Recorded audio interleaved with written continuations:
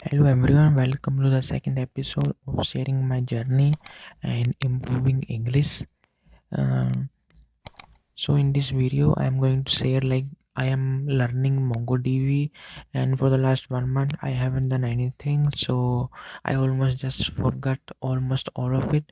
So I am rewatching the last two videos. I will share the link in the description of the YouTuber I am watching, and I will share the link in the description of that playlist so you can also learn MongoDB. So in MongoDB, I am just learning how to do some basic functions like doing CRUD operations, which means like creating a document, creating a collection, reading from that document, how to delete that document. I'm just doing some basics, and I today I'm just revising them.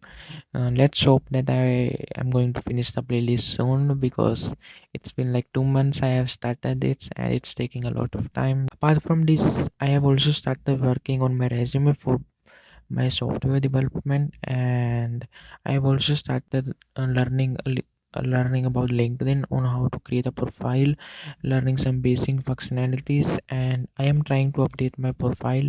I will also share my LinkedIn profile in the description.